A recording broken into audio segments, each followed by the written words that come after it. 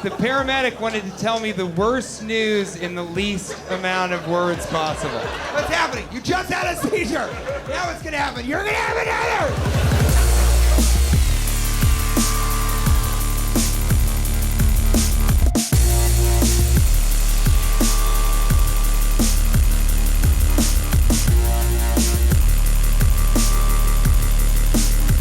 Welcome to This Is Not Happening presents One Crazy Night. So this is what we do. We're a bunch of comedians tell stories about a similar subject. So this is just one crazy night. Give it up for Mr. TJ Miller, everybody.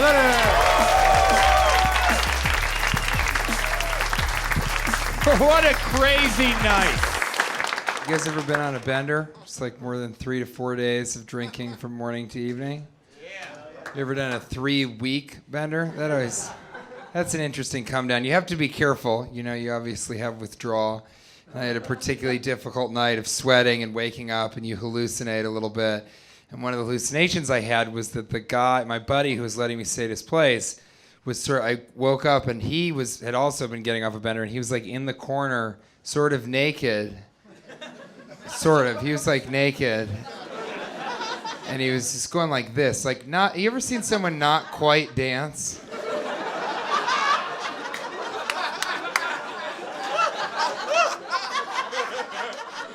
Like, it's just inches from dancing, you know? I mean, he was so close to me dancing. You know, the next morning, I came downstairs and I was like, buddy, what were you doing at 7 a.m. in my room? Kind of naked. Well, naked, but just sort of dancing in the corner. That's weird. It's uncomfortable to me. I don't want to go on benders with a person that will happen. And he said, what are you talking about?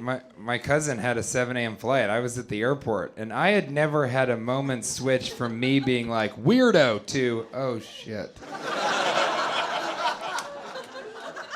Because then I was really the weirdo. It went from him being so strange that he was sort of dancing naked in my room to me being the guy that when I hallucinate, it's of my friend sort of dancing naked in the room. We didn't hang out for a while after that. But that's not the craziest night I've ever had. Craziest night. I almost died in 2010. Not for many of these fun things that everyone's talking about. I had an arteriovenous malformation, which is a congenital brain disorder where there's a hemorrhaging in a part of your brain that has malformed since you were born. They later had to remove about a golf ball size chunk of my brain from the frontal lobe. Flash forward just about 6 months, I was doing a film I'm sure you've seen, Yogi Bear 3D,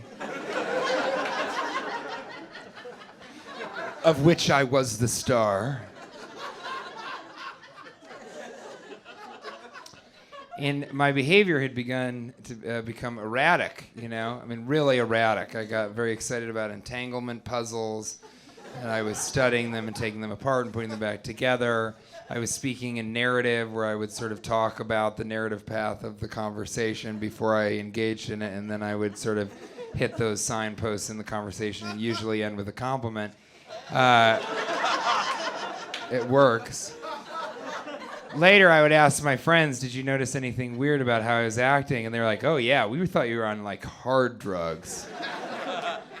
Now, that really shows you how good of friends you have. They think you're on meth, and they're just like, don't mention it. It'll work itself out.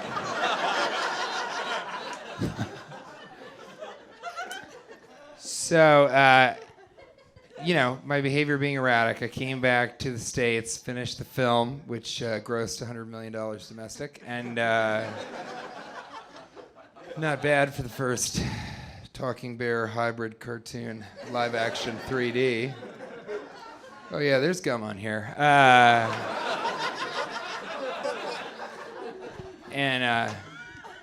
So I was at lunch with my terrible managers at a Beverly Hills lunch spot. I'm sure it was vegetarian. And I was pitching a movie. This is all true about chat roulette. Are you guys familiar with chat roulette? That social experiment that turned into dicks immediately. But I was pitching a terrible horror film about chat roulette, you know, where you'd get on and you'd sort of start talking to a girl, and they're talking for a while, and they're just getting to that point where they might start talking about where they are in the world, you know, and they find out they're in the same state in the United States, and then right when he's about to find out which city, a sort of a scary man walks by in the background. And, you know, the guy's like, there's a guy in your room. Who's that? And, you know, she's like, oh, yeah, right, whatever. Don't try and freak me out. It's late. And then the same stranger kind of walks by and then goes like that. Pretty good movie, right? So then...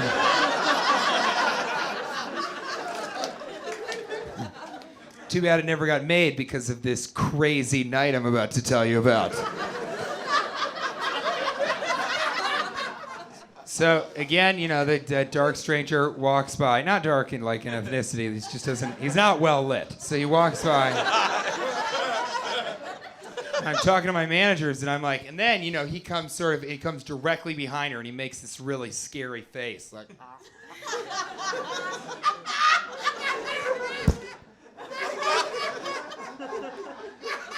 And I fell on the ground, and my managers were like, he has such commitment to such a terrible idea. But then they realized I had stopped breathing, so they called the ambulance. And I woke up. Boo, goes one girl. I like your attitude towards death, ma'am. But you had to go to the hospital? Boo! Keep it healthy! Multivitamins. So I woke up in the ambulance, and there's a paramedic, and he goes, "You just had a seizure." I was like, "Huh?" He goes, "You're about to have another seizure." I was like, "Ah," and I passed back out. Which is what a bizarre.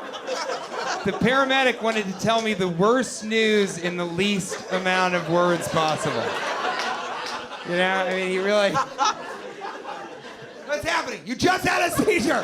Now what's gonna happen? You're gonna have another. He's out, guys. It's fine. He knew what happened and then what was going to happen. We can let this one go. Next time I woke up and I was in the 9th floor of Cedars-Sinai in what I would later find out to be the ICU in the neurology ward. Nobody can talk up there. I was the only person able to talk. That's heavy-duty brain problems if you're in the ICU, 9th floor. So I woke up and you know, I kind of was like looking around, and this nurse comes in and she goes, "Your doctor cannot be here, but a proxy will be here in just a bit." And she walked out.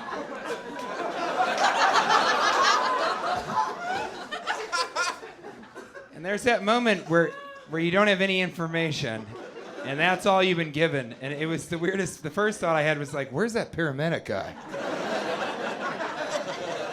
He'd know what the fuck is going on.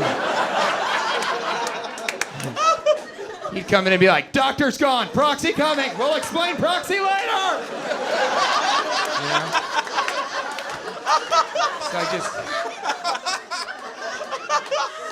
So I sort of waiting and sitting in what little knowledge I had, and this is all true. Then a robot wheeled in. We all think of robots as so exciting and helpful in our everyday life, but when you're not expecting to see a robot, it's not like, "Hey, a robot." You're like, "Oh, no, a robot." But it sort of wheeled in. It was on these like Segway wheels, and it was a sort of a, you know, it had a column, a metal column, and then a flat screen, like little television with a camera on top and a microphone at the bottom. And it was sort of like Skyping to another place. And there was a man's face on it, and it like wheeled like this and wheeled over and just looked at me. And he's like, "I'm sorry, I can't be here right now, but I've sent a proxy in my place." And I couldn't help it. I went, "Are we in the future?"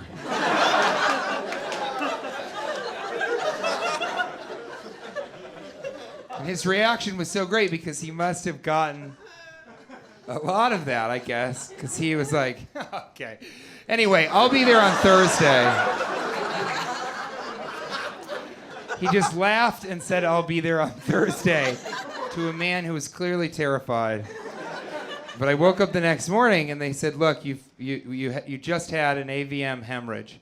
AVMs are usually found in autopsy, which means you're usually dead when they find them, or you're in an almost worse situation than being dead, which is being in an autopsy alive." And you're like, "Stop! Wait!" And so he said, "Usually these are found in autopsy, but you're lucky. Your brain started bleeding probably 6 months ago. Did you notice any erratic behavior?" And I said, "Yes." And he said, "Well, it was in the frontal lobe, which is responsible for the personality. So if there was excess bleeding there, you'd feel more activity. Did you have any grandeur, sort of delusional personality stuff?" And I was like, "Yeah, you know it, man."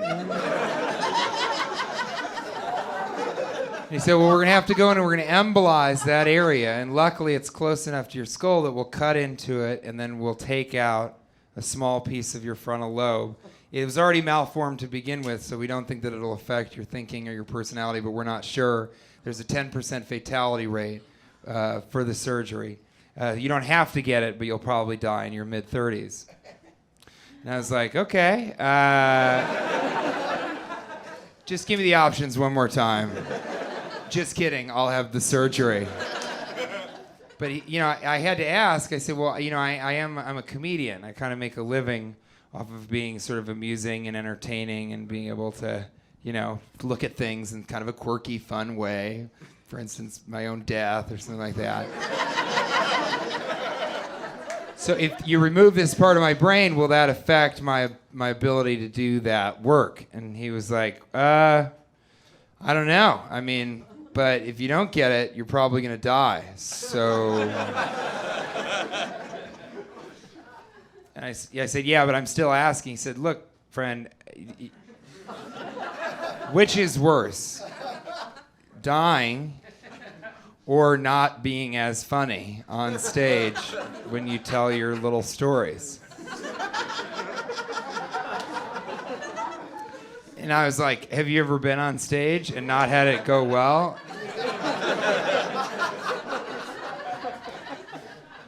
He was like, "No. I mean, I've given a lot of lectures, to medical societies." And I was like, "Do you ever start out with a joke or anything?"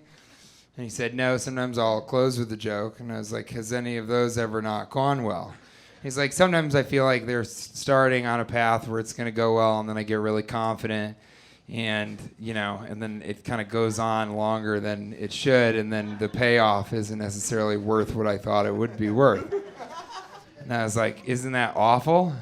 He was like, "Yeah." Thanks, guys. I'm TJ Miller.